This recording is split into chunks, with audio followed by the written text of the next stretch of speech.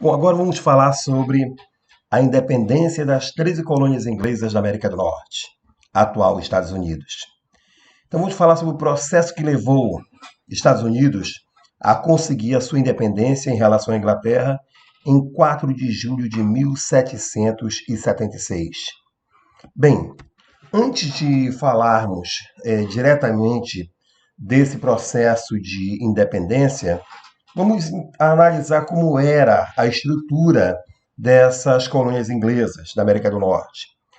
Bem, lembrem que eles começaram a chegar ali, os ingleses, né, chegando ao atual Estados Unidos, ali ainda no século XVII, né, quando começam a ocupar terras que até então também eram da Espanha. E lá eles fundam primeiro a Virgínia, né, que vai ser a primeira colônia, e depois a última vai ser a Geórgia. E no total eram 13 colônias, como já dissemos no início. Bom, essa região ela não tinha leis próprias, né, quer dizer, criadas nas 13 colônias. As leis, todas elas, eram leis inglesas e que esses colonos tinham apenas que seguir. Né? Quer dizer, eles não tinham poder de decisão, eles tinham que acatar as determinações da Inglaterra. Né? Quer dizer, então eles pagavam impostos, mas mesmo sendo considerados ingleses, eles não tinham representante dentro do parlamento inglês. Quer dizer, isso incomodava, ou melhor, passou a incomodar os colonos. Bom, essas regiões, né, essa região das 13 colônias, elas compravam, como colônia, evidente, né, elas compravam produtos da sua metrópole, que era a Inglaterra. Mas isso, quando analisamos, dizer que ela comprava produtos da Inglaterra, mas nós temos principalmente, que vai ficar na dependência maior em relação à Inglaterra, são as 13 colônias do sul do atual Estados Unidos. Bom, é uma região que se organiza, né, que vai crescendo, mas que tinha entre elas, na verdade, áreas distintas, norte, sul e centro. Mas para entendermos um pouco como é que chegou esse processo que vai levar à independência da Inglaterra, vamos ver um pouco como era essa relação entre a colônia e a metrópole, como que se organizava essa No relação início entre da os dois. colonização inglesa na América, as áreas ocupadas ao norte sofreram pouco controle comercial da metrópole.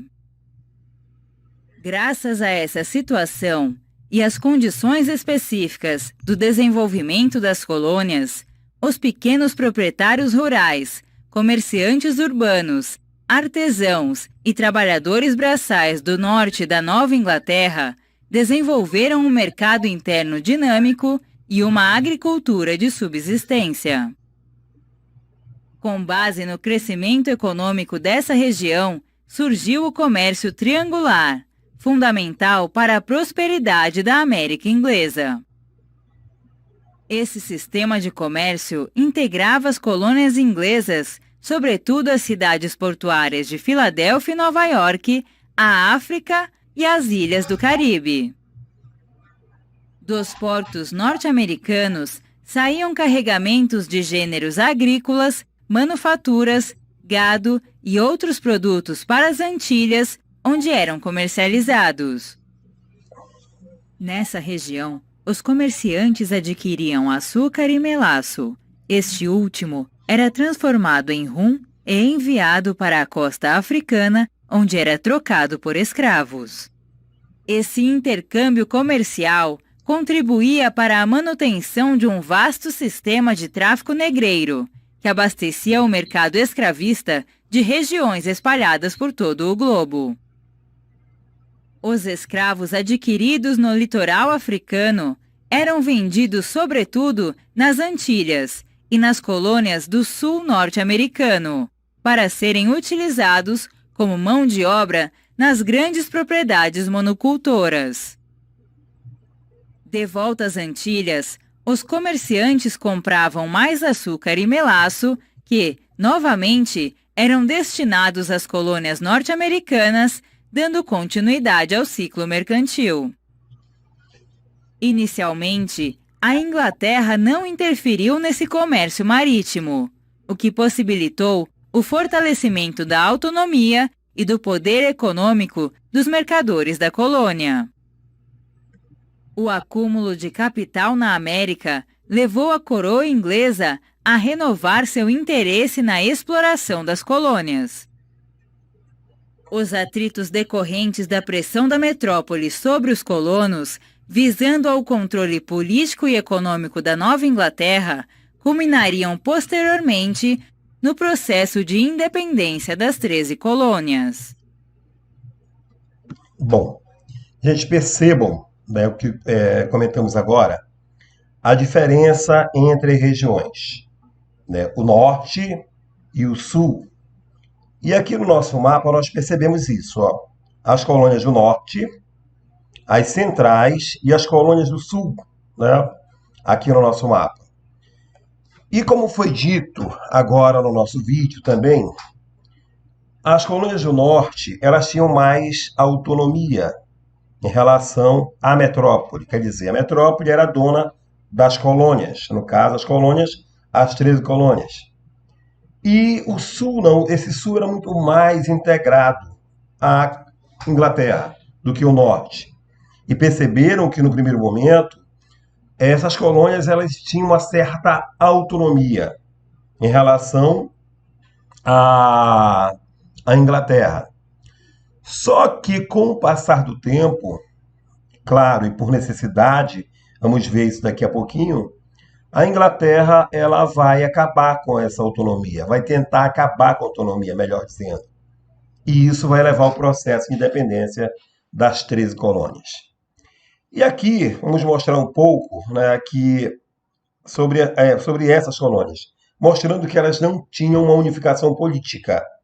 Na verdade, elas eram autônomas umas em relação às outras. Cada uma ela se auto-administrava, né? Em cada local tínhamos um governador. Então, olha só as colônias do norte, né, que nós temos aqui.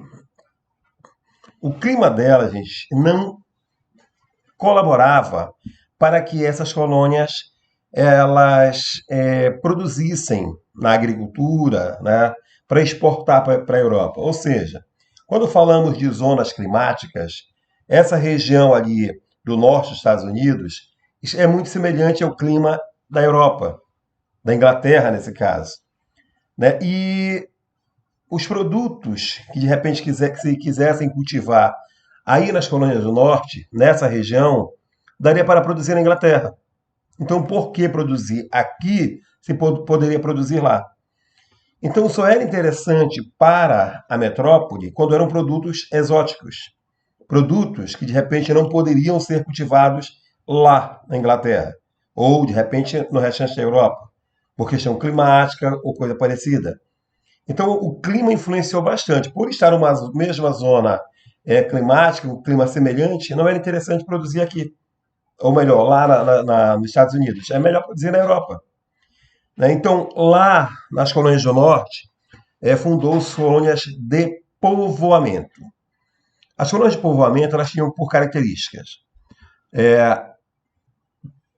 o minifúndio, a pequena propriedade, a pessoa vinha com a família para cá, geralmente. Nós tínhamos, o trabalho era livre ou servil, né? Livre, assalariado. Servil porque a pessoa ela vinha de lá da Inglaterra para cá, né? Trazida por um senhor. Aí ela tinha que pagar pelo custo da passagem, alimentação, moradia e tudo mais. Né? Então nós temos o minifúndio, a pequena propriedade, a mão de obra livre ou servil, e nós tínhamos, além disso, né, um incentivo a manufaturas. Né? Um outro ponto bem interessante também, que lá ocorria a policultura. Ou seja, não era um produto somente, eram diversos produtos que se produziam, né, naquela região. Bom, então, eram colônias de povoamento. As pessoas vinham para lá, né, para reconstruir sua família, a sua vida, que na Inglaterra, praticamente para muitos era impossível, já que lá era marcado por grandes brigas religiosas. Né? Anglicanos, católicos, muitas vezes perseguiam aos puritanos e presbiterianos, né, dentro de uma proposta calvinista, as duas, claro que com variantes. Então, muitos fugiam para a América para tentar refazer a vida. Bom, aí nós temos depois as colônias do Sul. Olha só, se lá no Norte nós tínhamos incentivo à manufatura, no Sul não. Era a agricultura e para a exportação. Principalmente quando nós falamos aqui, ó, do tabaco. Perceba que o tabaco, da importância dele para exportação. Mas, além do tabaco, e principalmente o algodão, as manufaturas. A Inglaterra ela vai criar os primeiros teares, e precisavam do algodão para esses teares. Bom, então, o norte mais independente em relação à metrópole, e o sul muito mais agrícola e era de exportação, ou de exploração, desculpem. Se o norte era colônia de povoamento, o sul era colônia de exploração. Colônia de exploração toma como base o Brasil, que nós chamamos de plantation. Grande propriedade rural, latifúndio, monocultura, né, geralmente era de só produto, nesse caso não havia uma variante. Né, o trabalho era escravo, isso aqui é fundamental, grande propriedade de trabalho escravo. E a produção voltada para a exportação. Então isso era as colônias do sul. As colônias do centro, né, já elas traziam um pouco de diferença de cada um deles, do norte e do sul, ou melhor, semelhanças. Só que nessas colônias do centro não eram grandes propriedades, eram pequenas, semelhante às colônias do norte. Mas lá eles privilegiavam a agricultura, né, nas pequenas propriedades, agricultura familiar. E ela destinava-se, essa produção do centro, principalmente para exportação para as Antilhas, né, para aquele conjunto de ilhas ali na América Central. Então, assim estava constituída a Inglaterra nesse período pré-processo de independência. Bom, ao que levou, né, o que vai levar a esse processo de independência? Primeiramente, as ideias iluministas. Imaginem só, lá no século XVIII, quando ocorre o iluminismo, aquele movimento que privilegiava o uso da razão, né, do pensamento racional, aquele movimento também que lutava contra os vícios do antigo regime, absolutismo, privilégios para a clero e nobreza, né, o pacto colonial, eles eram contra também o pacto colonial, aquela obrigação da colônia negociar só com a sua metrópole. Então, tudo isso aí desse iluminismo acabou sendo bastante utilizado aqui na colônia, ou melhor, nos Estados Unidos, desculpem. Então, percebam, lá no século XVIII já tinham 7 universidades. E essas ideias iluministas começaram a chegar, né, para cá. E aí eles começaram a contestar, né, a situação do que eu falei no começo, de que eles não tinham representante no parlamento inglês. Ou seja, apenas as 13 colônias apenas obedeciam às determinações da Inglaterra. Por isso começou-se a questionar esse movimento e a dizer, olha, como é que querem só criar impostos para nós e de repente não dão oportunidade de nós termos representantes no parlamento inglês? Então começam a criar, né, uma certa animosidade em relação à Inglaterra. E aí, aos poucos, eles começam nessa ideia de contestar a Inglaterra, isso vai crescendo aos poucos a ideia de independência. Né? Quer dizer, eles vão buscar o processo de independência gradativamente. E muito influenciou esses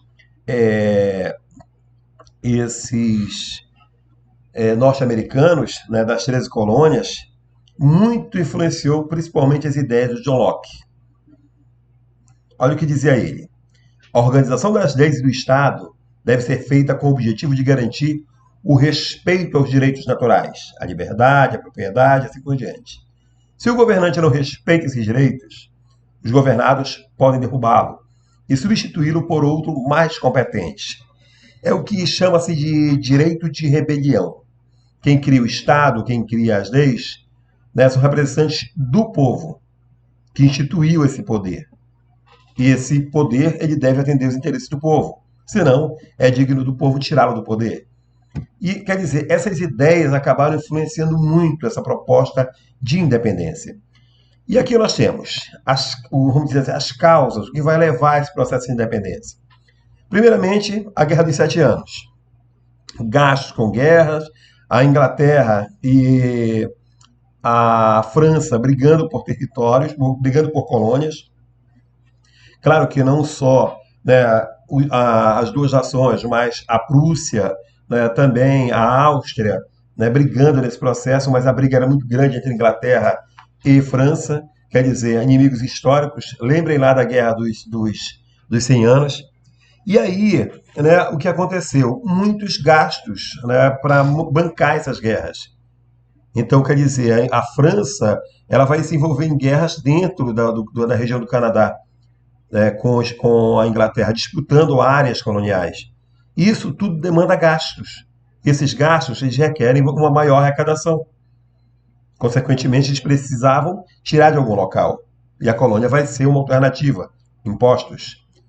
Outro ponto, Revolução Industrial, que está começando aí, está começando a engatinhar a Revolução Industrial, né, que a independência ocorre em 1776. Nessa época já está rolando, claro que ainda é incipiente, está começando a Revolução Industrial. E eles precisavam, né, a negociar, ou melhor, precisavam de mercado consumidor. Aí aquele comércio que nós falamos no vídeo, no comércio triangular, né, que era aquele que as colônias do norte dos Estados Unidos, elas compravam das Antilhas, né, o melaço, né, que é um derivado aí da cana-de-açúcar, do processo de fazer cana-de-açúcar. Aí elas compravam o melaço. Aí de lá elas produziam o rum, né, uma bebida. E esse rum eles iam à África, trocavam por escravos. E depois vendiam os escravos nas Antilhas e nas colônias do sul dos Estados Unidos, né, que eram escravistas. Tudo isso realizado lá pelas colônias do norte. Né, quer dizer, então a Inglaterra não queria mais isso. Ela queria agora o controle sobre as 13 colônias. Se no começo tinha uma certa autonomia, agora não mais. A Inglaterra precisa desse mercado consumidor.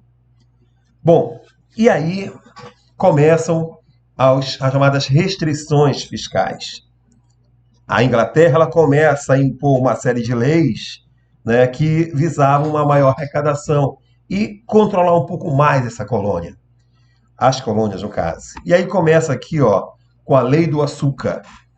E dizia assim, ó, se comprar de qualquer outra região, se não forem das colônias inglesas das Antilhas, das ilhas da América Central ali, né?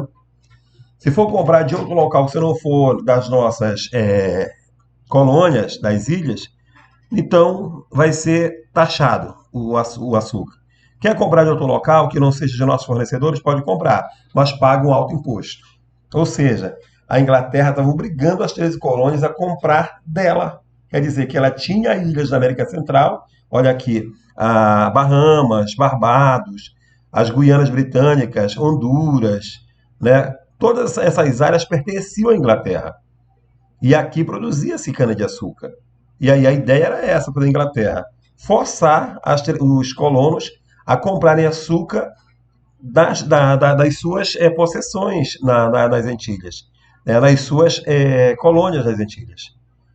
Aí, né, quer dizer, se não comprasse, pagariam altos impostos do mesmo jeito. Quer dizer, ficavam praticamente sem saída esses colonos. Bom, aí começam aí as primeiras restrições, né, fiscais. Né, olha só, a primeira, lei da moeda. Era proibido a emissão de papéis de crédito, quer dizer, até de dinheiro, de circulação na colônia. Então era proibido, quer dizer, tudo deveria ser produzido a partir da Inglaterra. Só era que tinha esse direito. Né? Produzir, né, esse bem de capital, esse dinheiro, né, era autorização apenas da Inglaterra. Outro ponto, ó, lei do selo. Todo documento que fosse circular na colônia, documentos oficiais, pagava um imposto para isso. Quer dizer, tu tinha que ter o selo, e o selo era o imposto. Né, o valor que era pago ao governo. Então perceba que eles estão ali fechando o cerco contra as colônias. Aí depois temos a lei do aquartelamento. O que era isso? Iam, né, para as 13 colônias vários militares ingleses. As pessoas eram obrigadas a dar morada para eles, quer dizer, hospedar essas pessoas. Ela pode vir também questão de prova de vocês aí, a lei da hospedagem também, como é muito conhecida. Bom, outra lei, né?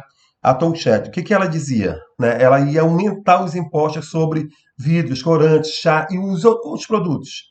Percebam, gente, olha só. Não pode a emissão de papéis, de dinheiro, no caso, papel moeda. Não pode, ou melhor, para mandar carta, o documento, tinha que pagar o selo. Né? Tu tinha que entregar a tua casa praticamente para os militares que iam para as 13 colônias. Né? Quer dizer, a situação estava ficando complicada. Aí esses colonos, né, eles começaram a se irritar, ficar irritado. E aí o governo inglês mandou para as colônias uns guardas.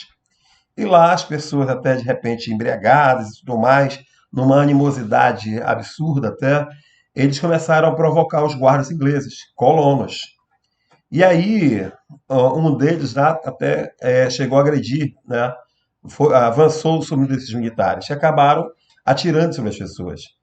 Né? A princípio, 3 mortos, depois vamos ter mais, né? E em torno de 8 feridos.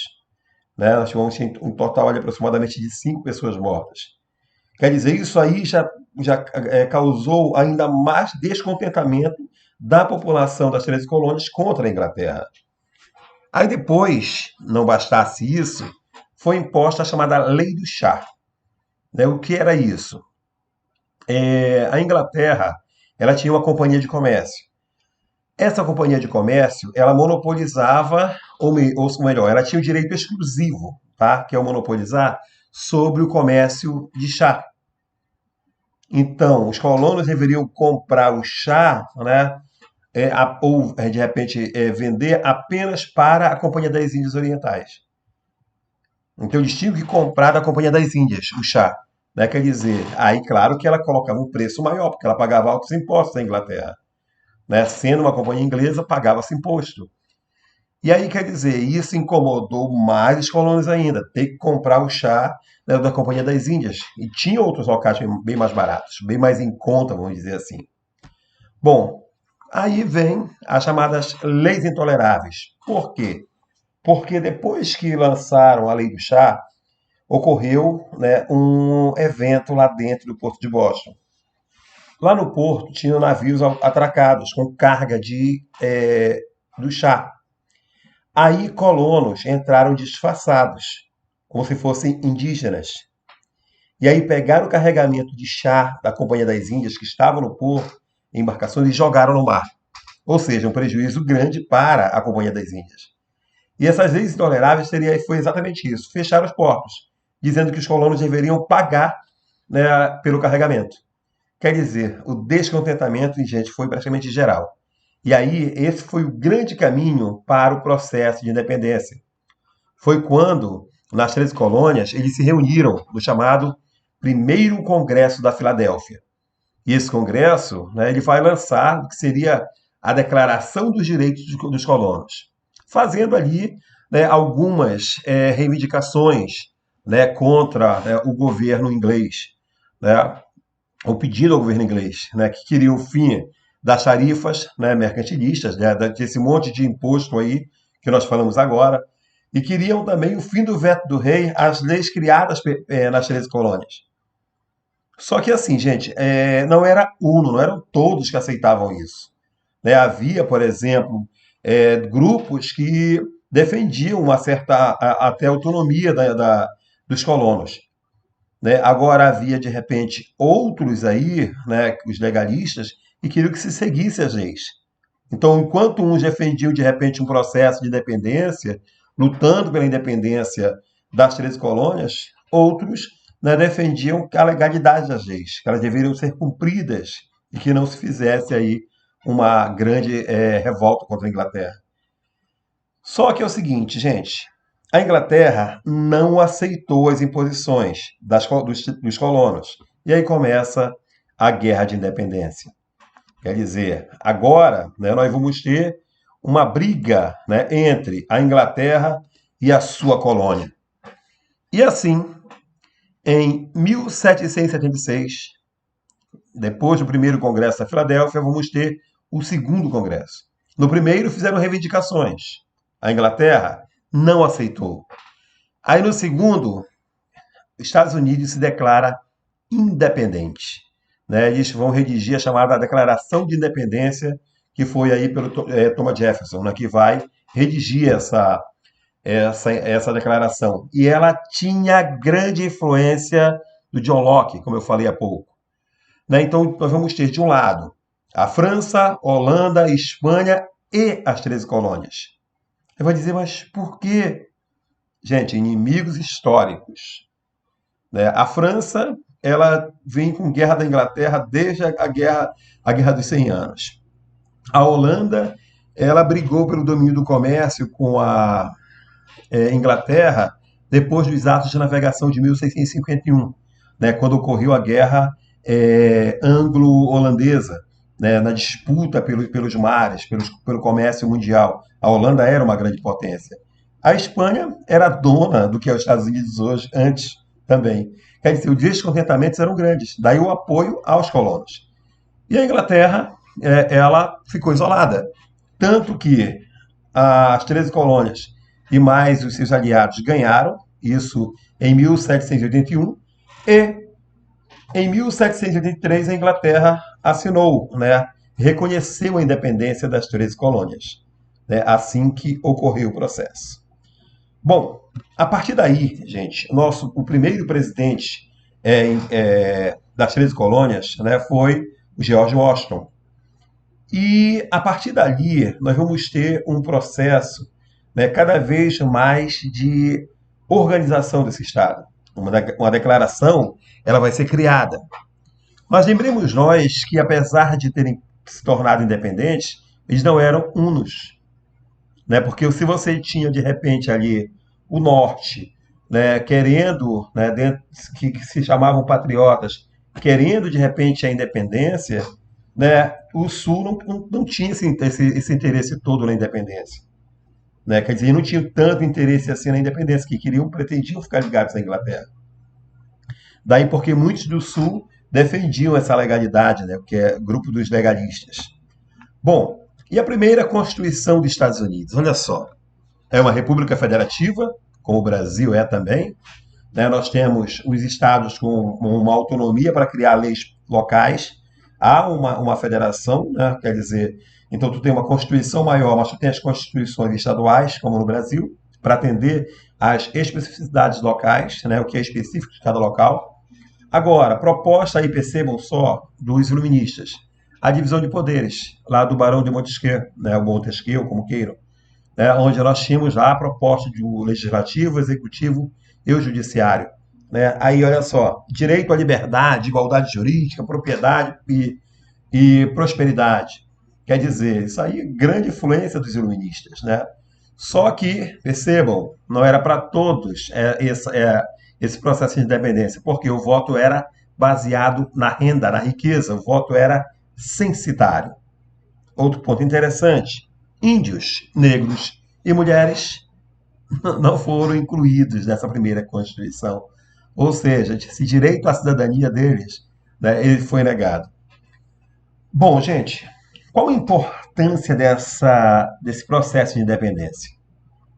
Gente, esse movimento ele vai influenciar a Revolução Francesa. Os franceses vão se sentir influenciados. Uma colônia na América conseguiu, né, a sua independência. Aí daí o processo, né, de Revolução Francesa também vai ser inspirado nesse movimento. As outras colônias da América perceberam que era possível também lutar por sua independência. E aí vão se multiplicar os movimentos de independência, principalmente a partir do início do século XIX. Quer dizer, então nós temos agora um processo de transformação.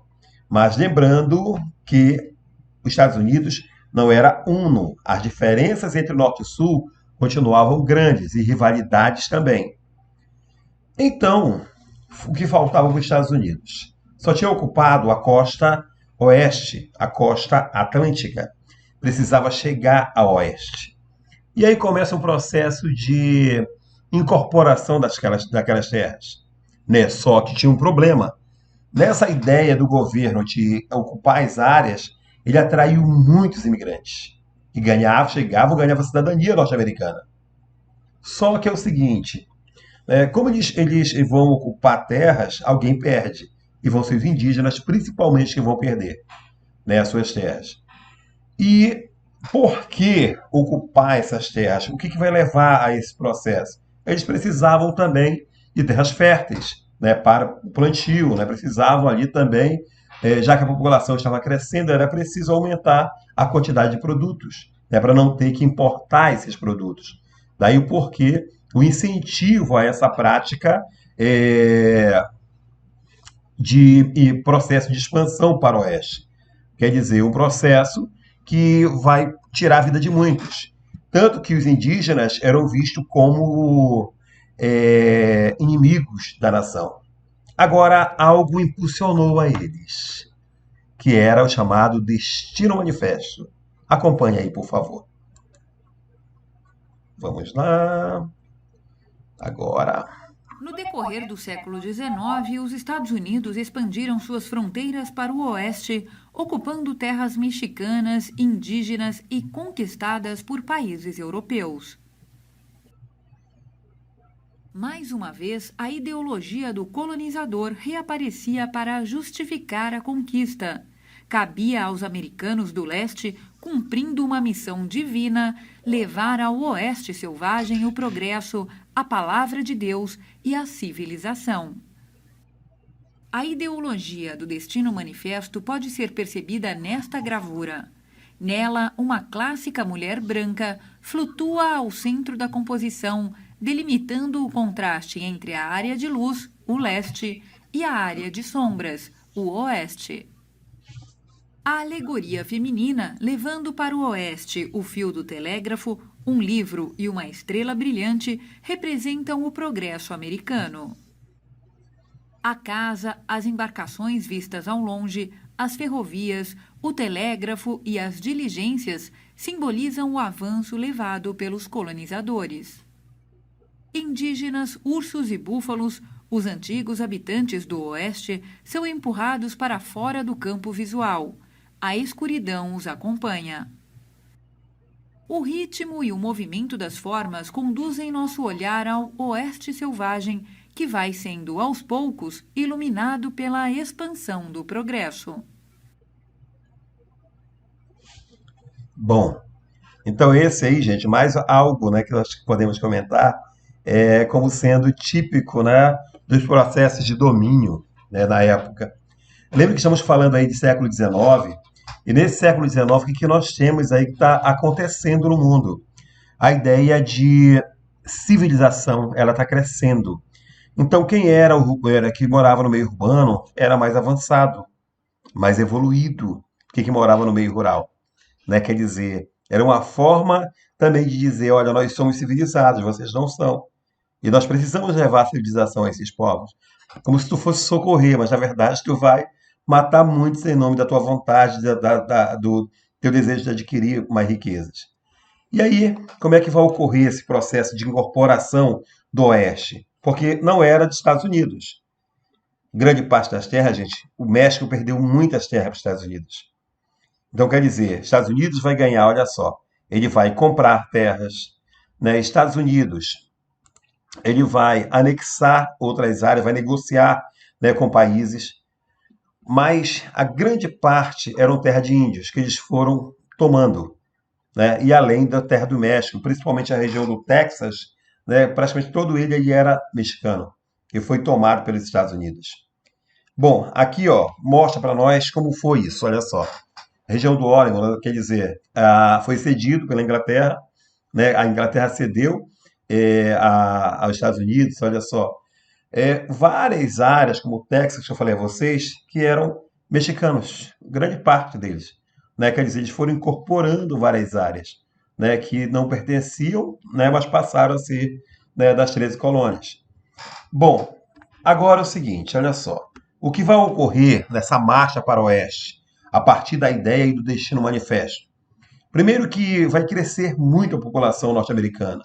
Olha só, de 9,6 para 31,3 milhões de habitantes. Isso no espaço aí de 40 anos. Quer dizer, mais do que dobrou.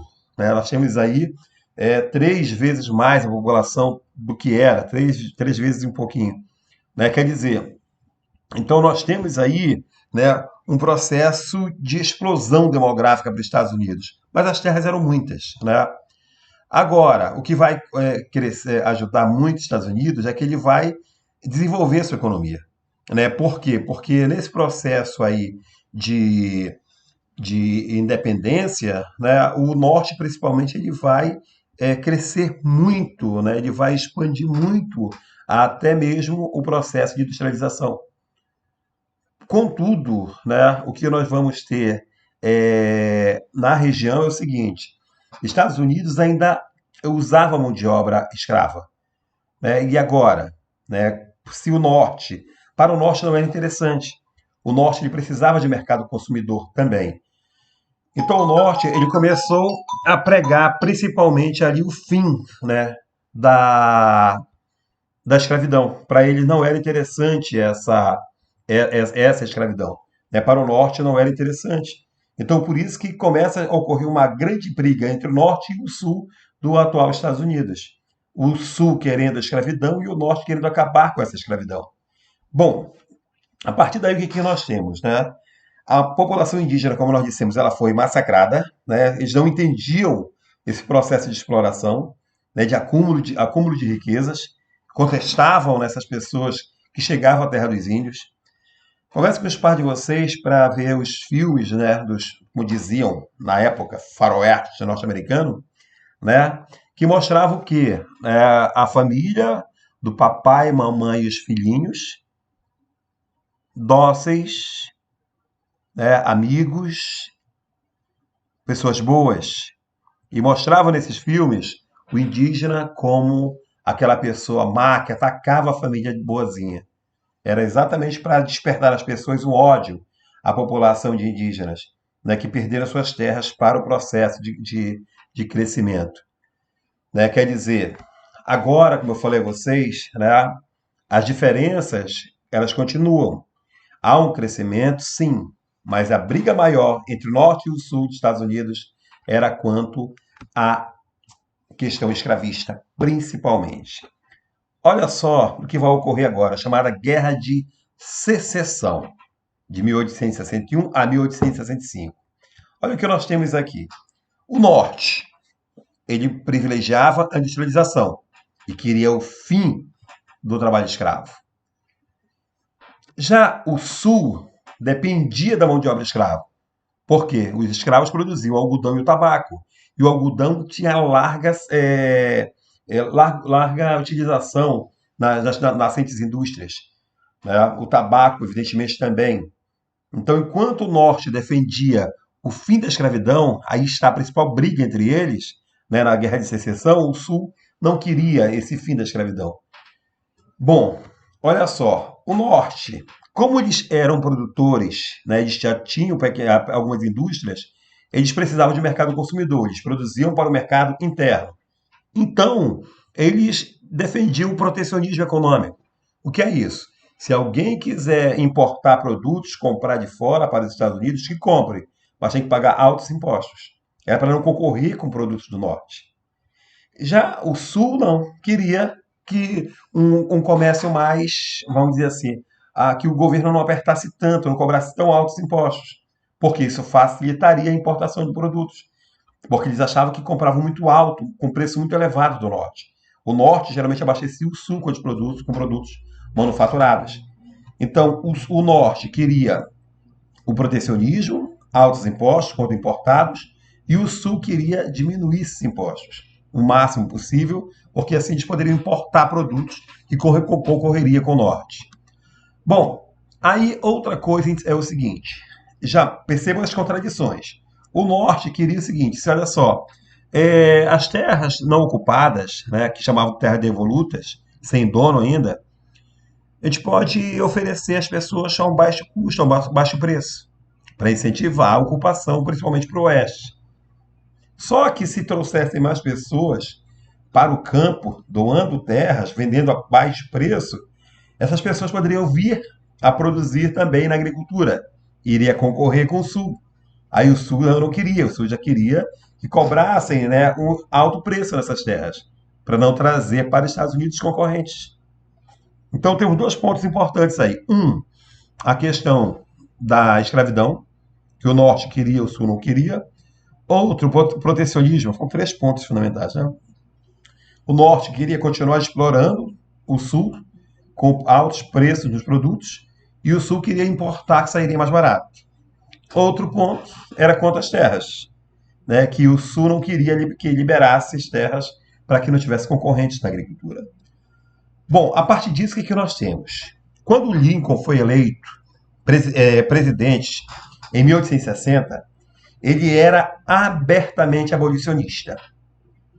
O Lincoln, ele queria o fim da escravidão. Quando ele foi eleito em 50, porque lembra que era um governador só, né, um presidente, no caso, só para todos os Estados Unidos.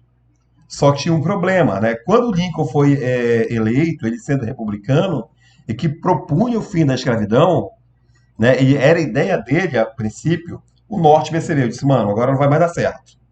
Aí o norte vai se declarar independente, né? Aqui, ó, o que aconteceu? Desculpem, o sul, no caso, vai se declarar independente, porque se sentiu prejudicado pelo norte. Sendo Lincoln nortista e a favor da escravidão, ele, como presidente, certamente vai acabar com a escravidão do governo dele. Isso incomodou a população do sul, que se uniu ao Davis para quê? Para criar uma região independente.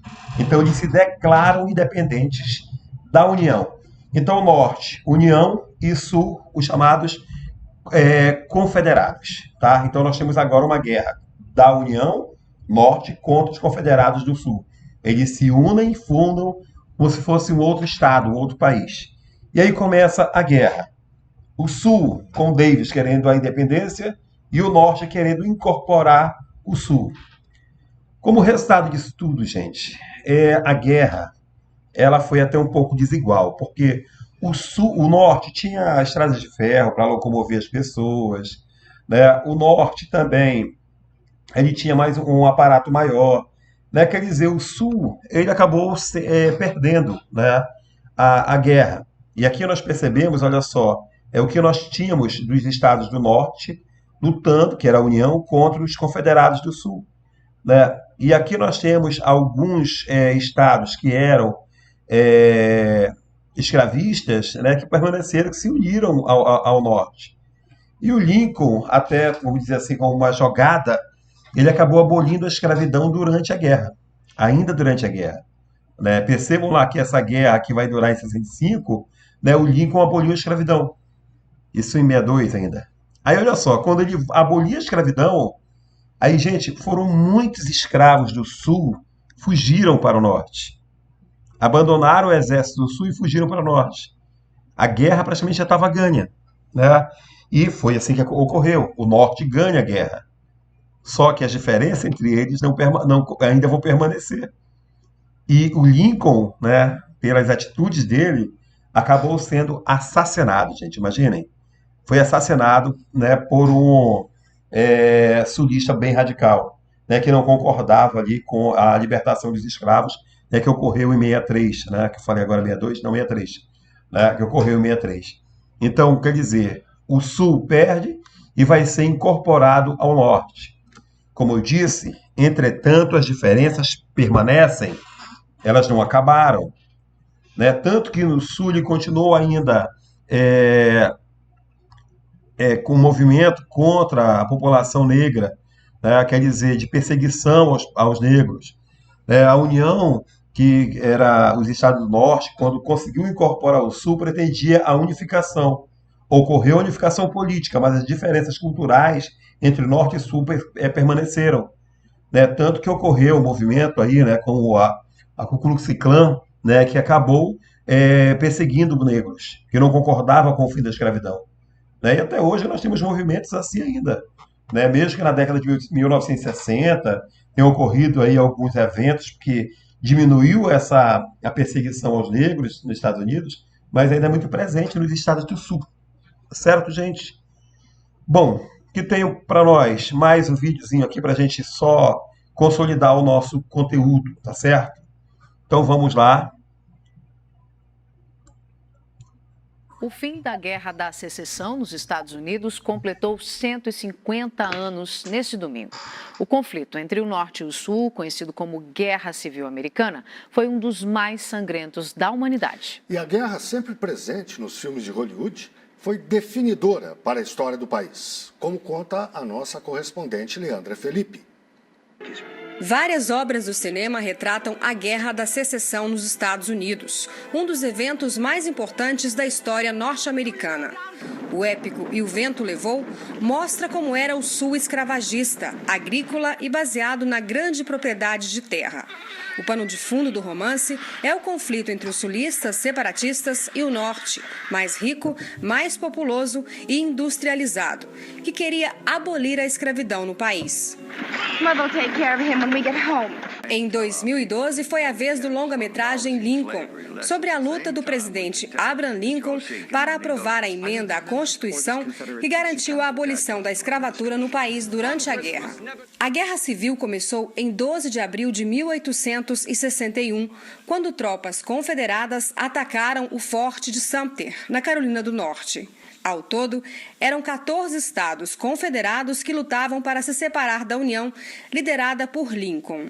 A União era composta por 24 estados e territórios que não queriam a separação, ainda que alguns fossem escravagistas. No começo, sob a liderança do general Robert Lee, o exército confederado ganhou várias batalhas, mas ao longo da guerra, o Norte ampliou a malha ferroviária para transportar soldados, além de acelerar o envio de informações com o uso do telégrafo. Em 8 de abril de 1865, Lee assinou sua rendição. O presidente Lincoln foi assassinado 7 dias depois por um extremista sulista. E em 28 de abril, as últimas tropas confederadas assinaram a rendição final.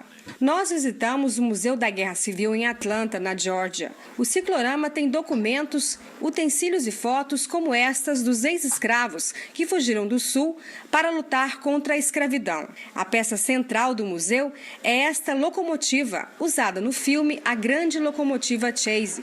A Guerra Civil dos Estados Unidos é considerada a primeira guerra da era industrial, quando se desenvolveu a indústria bélica.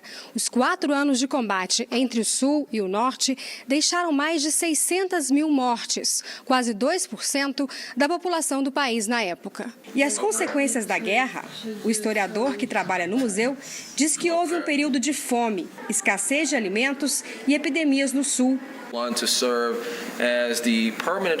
E tivemos uma transição da era da Guerra Civil para a era dos direitos civis. O país encontrou um novo nível de unidade, mas alguns dos problemas permaneceram. E somente agora, alguns estados estão tirando as bandeiras dos confederados. Bom, o que nós percebemos aqui, gente, é assim. A diferença, como nós dissemos, elas permanecem, né? Mas, a partir daí, os Estados Unidos ele cresce enquanto potência econômica no mundo. Ele se desenvolve, essa união de Norte e Sul acabou fazendo com que os Estados Unidos ganhassem uma projeção muito grande dentro da economia do mundo. E depois, a partir da Primeira Guerra Mundial, eles consolidassem esse domínio da economia. E da Segunda Guerra Mundial também. Mas isso tudo ocorreu a partir de certas imposições. Né? Quer dizer, quando nós tivemos lá no início do século XIX ainda, né, América para os americanos, né, porque naquela época, né, aqui dentro da doutrina, né, o que aconteceu era porque as nações europeias elas lançavam seus olhos sobre outros locais, né, inclusive a América. E aí os Estados Unidos vai guardar para si o domínio do continente americano. Né? Quer dizer, acabou dominando o continente americano e impondo a sua vontade. Né? Tanto que depois, no Big Stick, os países que de repente discordassem dos Estados Unidos, eles poderiam ser invadidos, poderiam ser dominados. Quer dizer, os Estados Unidos lança-se sobre a América Latina, né? Lança-se sobre a América querendo o domínio, principalmente a América Central. Né? Quer dizer, eles estavam dizendo para as nações europeias que aqui, na América do Sul, ou na América, quem mandava eram os Estados Unidos. E quem explorar eram eles. Gente, grande abraço e até a nossa próxima aula. Grande abraço.